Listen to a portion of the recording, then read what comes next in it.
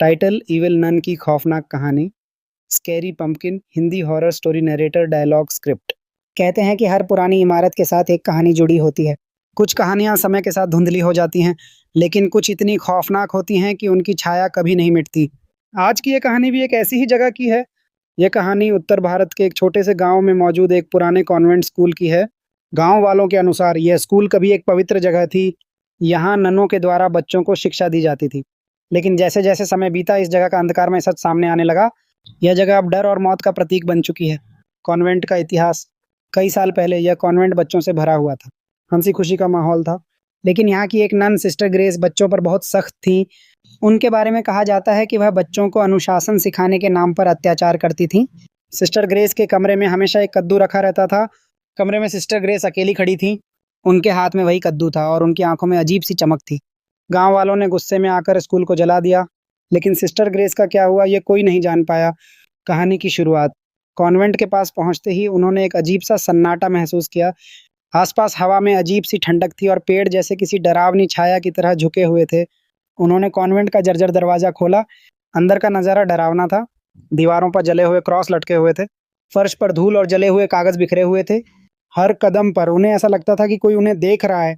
जैसे ही वे अंदर पहुंचे, एक बड़ा कमरा उनके सामने था।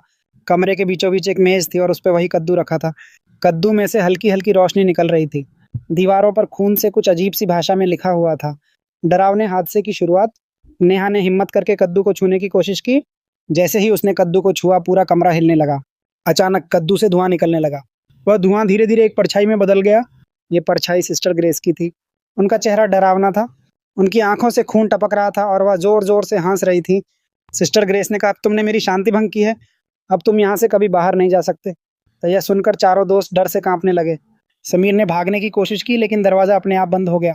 सिस्टर ग्रेस ने पूजा की ओर इशारा किया और कहा, तुम्हारी आत्मा अब मेरी होगी। फिर अचानक कद्दू से एक काली छाया निकलकर पूजा की ओर बढ़ी। पूजा जोर से चिल्लाई, लेकिन कुछ ही पलों में वह गायब हो गई। जीवित बचने की कोशिश। नेहा और रोहित ने समीर को भागने के लिए कहा, लेकिन सिस्टर ग्रेस ने उनका रास्ता रोक लिया। वह जोर से हंसते हुए बोली, यह जगह अब तुम्हारी कब्र बनेगी। नेहा ने हिम्मत जुटाकर दीवार पर टंगे एक पुराने क्रॉस को उठाया। उसने क्रॉस को सिस्टर ग्रेस की ओर फेंका। जैसे ही क्रॉस सिस्टर ग्रेस से टकराया, वह जोर से चीखने लगी। पूरा कमरा हिलने लगा। कद्दू से आग निकलने लगी। नेहा और रोहित किसी तरह दरवाज़ा खोलकर बाहर भागे। बाहर पहुंचने के बाद दोनों ने मुड़कर देखा। कॉन्वेंट के अंदर से बच्चों की चीखें और सिस्टर ग्रेस की हंसी की आवाज़ आ रही थी। खौफनाक अंत। गांव लौटने के बाद नेहा और रोहित ने लोगों को इस घटना के बारे में बताया, लेकिन किसी ने उनकी बातों पर विश्वास नहीं किया।